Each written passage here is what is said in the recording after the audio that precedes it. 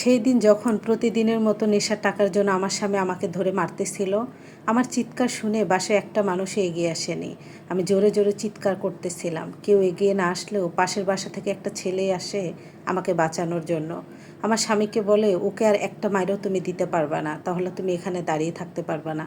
সে আমাকে আমার স্বামীর মায়ের খাওয়ার হাত থেকে বাঁচায়, ঠিক আছে, তবে সে আমাকে মিথ্যা অপবাদ দেয়। আমি নাকি তাকে ভালোবাসি, সেও নাকি আমাকে ভালোবাসে। বাসার প্রতিটা মানুষ আমার দিকে আড়িয়ে তাকিয়েছিল, আমার চরিত্রের উপরে হাত তুলতেছিল, কিন্তু আমি সত্যি তাকে কখনোই ভালোবাসিনি। আমাদের পারিবারিকভাবে বিয়ে হয় আমার স্বামীর সঙ্গে। আমার বাবা যখন আমরা অনেক ছোট, তখন আমাদেরকে রেখে না ফেরার দেশে চলে যায়। আমার মা আমাদের খুব কষ্ট করে মানুষ করেছে। আমার প্রথম স্বামীর সঙ্গে যখন আমার বিয়ে হয়, তখন আমার বামারা দুই পাশ না ভেবে ছেলে কেমন এগুলো না দেখে বিয়ে দিয়ে দেয়। বিয়ের পর থেকে আমি বুঝতে পারি সে পুরো একটা নেশাখোর। এমন কোনো নেশা নাই সে করতো না। তার একটাই ডিমান্ড, আমি তাকে টাকা দিব, সে নেশা করবে। টাকা না দিতে পারলেই সে আমার শরীরে হাত তোলে। বিয়ের পর থেকে আমি চাকরি করি গার্মেন্টসে। আমার বিয়ের আগে আমি ইন্টার পাস করেছি। ছোট্ট একটা গার্মেন্টসে কোয়ালিটির চাকরি করি। আমার ওই টাকা দিয়ে ঘর ভাড়া, খাওয়া দাওয়া সব কিছুই।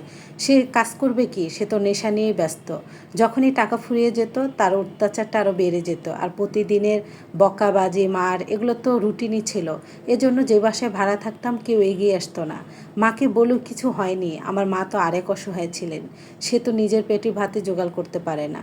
সে শুধু কান্নাই করতো। তবে আমি যখন কান্না করতাম বারান্দায় বসে বসে, পাশের বিল্ডিংয়ে ছেলেটা 3 তলায় থাকতো, সেইখান থেকে দেখা যেত, যেহেতু আমি টিনসেট বাসায় থাকি। সে আমার কান্না দেখে কষ্ট পেত, আমি মাঝে মাঝে দেখতাম, কিন্তু তার সঙ্গে আমার কখনো কথা বলা হয়নি। সেদিন যখন আমার স্বামী আমাকে আবারও নেশার টাকার জন্য মারতেছিল, সেই দিন সে এগিয়ে আসে। তবে আমাকে এগিয়েছে ঠিক আছে, তবে মিথ্যা অপবাদ দিয়েছে আমি নাকি তাকে ভালোবাসি, সেও নাকি আমাকে ভালোবাসে। বাসার প্রতিটা মানুষ তখন বলতেছিল, এতদিন তোমাকে অনেক ভালো ভেবেছিলাম, তুমি যে এত চরিত্রহীন এখন বুঝতে পারলাম। সাদা চামড়া দেখে কয়টা মানুষকে যে ভোলাইছো আল্লাহই জানে, এজন্যই তো তোমার জামাই ধরে মারে। আমি চিৎকার করে বলতেছিলাম আমি এই ছেলেকে ভালোবাসি না, কিন্তু এই ছেলে বারবার আমার হাত ধরার চেষ্টা করতেছিল আর বলতেছিল, না তুমি আমাকে ভালোবাসো, আমিও তোমাকে ভালোবাসি, এই স্বামীর সঙ্গে আর তুমি থাকতে পারবে না। আমি বারবার কান্না করে বলতেছিলাম, না আমি আপনার সঙ্গে যাব না। সে তখন জোর করে আমাকে বলে, এর ভিতরে কি আছে যা আমার ভিতরে নাই, চলো, এর সঙ্গে আর তুমি থাকতে পারবে না। আমার প্রথম স্বামী অশ্লীল ভাষায় বকাবাজি করে, আমার ইচ্ছা না থাকলেও তখন আমি তার সঙ্গে যাই।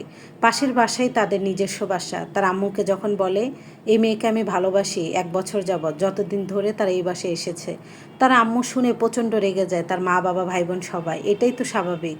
আমি একটা বিবাহিত মেয়ে, গার্মেন্টসে চাকরি করি, আবার গরিব। সে একমাত্র পুত্র সন্তান, বড় লোকের একজন ছেলে, মাস্টার্স কমপ্লিট করেছে রিসেন্ট, অবিবাহিত একটা ছেলে, কিভাবে যায়? আমি কিছুই বুঝতে পারতেছিলাম না। তার বাবা মার এরকম খারাপ ব্যবহার দেখে সে আমার হাত ধরে এক কাপড়ে সেই বাসা থেকে বের হয়ে যায়। তখনও মনে হচ্ছিল আমার এই জীবন নাটক, সিনেমায় আমি কোনো শুটিংয়ে আছি। কিভাবে সম্ভব? যার সঙ্গে আমি কখনো কথাই বলিনি, সে আমাকে এতটা ভালোবাসে, তার পরিবার ছেড়ে দিচ্ছে আমার জন্য। কিছু না বলেই সব কিছু যেন মাথার উপর দিয়ে আমার চলে যাচ্ছিল। বারবার ভাবতেছিলাম কি হচ্ছে আমার সঙ্গে। আমার প্রথম হাজব্যান্ডের সঙ্গে ডিভোর্সের পর তার সঙ্গে আমার বিয়ে হয়। তার বন্ধুরা একটা রুমে খাট থেকে শুরু করে যা যা লাগে সব কিছু অ্যারেঞ্জ করে। বিয়ের পর ছোট্ট একটা জব নেয় সে, 20-30 হাজার টাকা, যেখানে এই 20-30 হাজার টাকা আমার কাছে স্বপ্নের মতো মনে হচ্ছিল। যেখানে আমি গার্মেন্টসে চাকরি করে সংসার চালাতাম 10-15 হাজার টাকা দিয়ে, আর একটা পুরুষ আমাকে ধরে মারত, আর একটা পুরুষ আমার জন্য তার ফ্যামিলি ছেড়ে দিচ্ছে। কিছুই বুঝতে পারিনি। বিয়ের পর আমি চাকরি করতে চেয়েছি, তবে আমার হাজব্যান্ড দেয়নি। কোন সমাজে কিভাবে চলতে হবে সব কিছু সে আমাকে হাতে ধরিয়ে শিখিয়েছে। তার ফ্যামিলি ছেড়ে দিয়েছে আমার জন্য। আমার দ্বিতীয় স্বামীর সঙ্গে আমার বিয়ে না হলে আমি এটা বুঝতামই না, আমি কত ভাগ্য করে জন্ম নিয়ে তাকে পেয়েছি। সে সত্যি আমার জীবনকে পুরো পরিবর্তন করেছে। আমার বিয়ের 2 বছর পর থেকে আমার শাশুড়ি একটু একটু কথা বলে। আমার একটা মেয়ে হয়েছে, আমার বিয়ে 7 বছর। একটা সময় উপরে টিন দেওয়া টিনসেট বাসা স্বপ্নের মতো মনে হতো। আলহামদুলিল্লাহ আমার নিজেদেরই এখন একটা বাড়ি আছে। এটা কখনো ভেবেছি বলেন?